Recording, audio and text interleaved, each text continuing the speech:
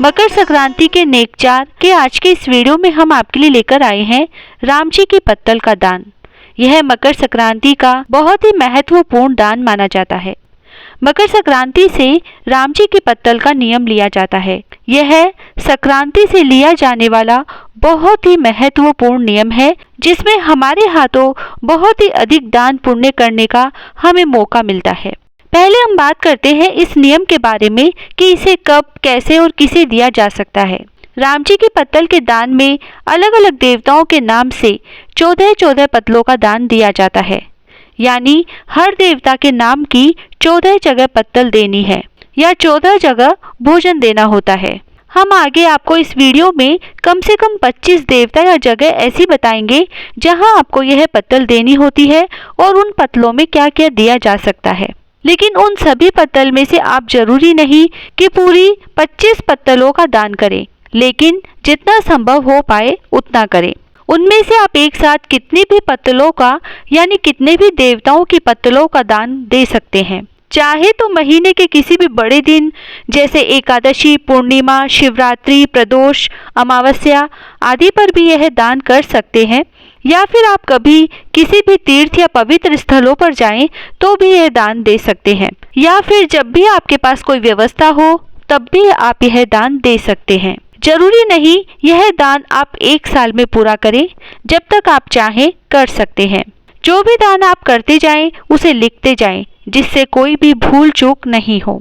जब भी दान दें उन सब पर सामर्थ्य अनुसार दक्षिणा जरूर रखें।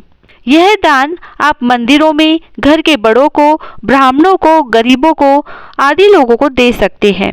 यह दान आपको 14 जगह देना होता है।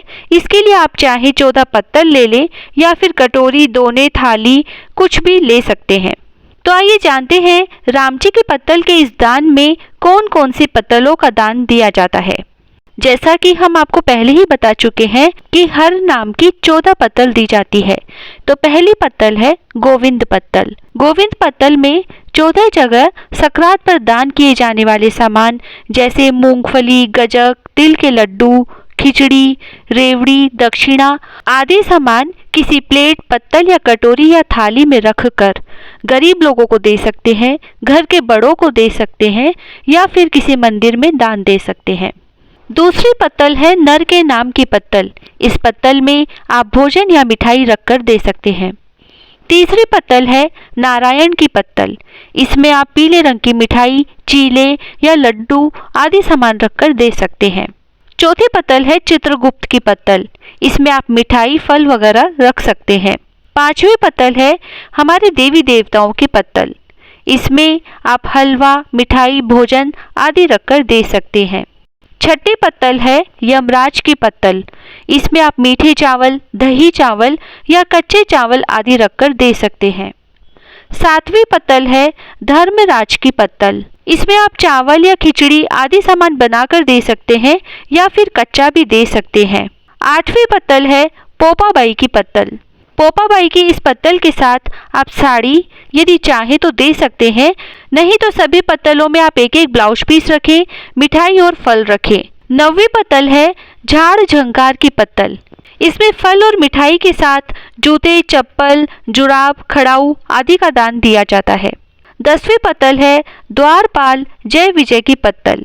इस पत्तल में भी आप फल, मिठाई, भोजन आदि दे सकते हैं। 11वीं पत्तल है शिवजी की पत्तल।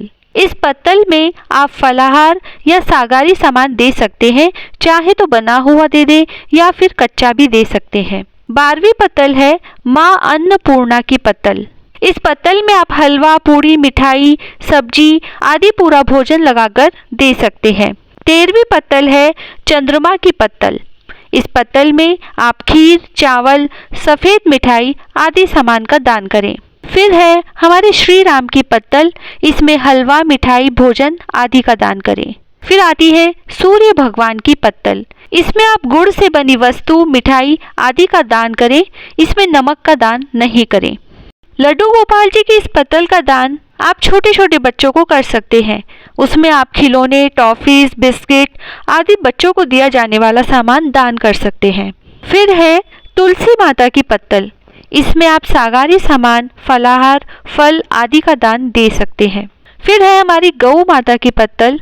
यह आप 14 गौओं को या गौशाला में दान करें, जिसमें आप गौओं के लिए चारा, गुड़, रोटियां आदि दे सकते हैं। फिर है गंगा माता की पत्तल। यह जब भी आप किसी पवित्र नदी के किनारे जाएं तो दे सकते हैं।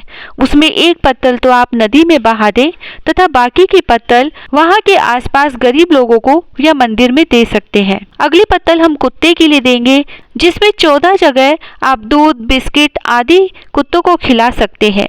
फिर है चील कौवे की पत्तल। इस पत्तल में आप मीठे पुए बनाकर दे सकते हैं। फिर है चींटियों की पत्तल, जिसमें आप खोपरे के गोले को आधा काटकर उसे बूरे से भरकर कीड़ी नगरे के स्थान पर 14 जगह दबा दें। फिर है मछली की पत्तल। इसमें आप मछलियों को आटा डालें। फिर है भिखारी की पत्तल। इसमें आप 14 भिखारियों को भोजन करवाएं। फिर आखिर में आती है साक्षी गोपाल की पत्तल, यानी वह हमारे साक्षी है कि हमने इन पत्तलों का दान बहुत ही श्रद्धा और विश्वास के साथ किया है। इसमें भी आप 14 जगह गरीबों को भोजन करवाएं या मंदिरों में दान दें या फिर ब्राह्मणों को भोजन करवाएं। इस तरह से राम जी की 14 पत्तल का दान किया जाता है। जय श्री राधे।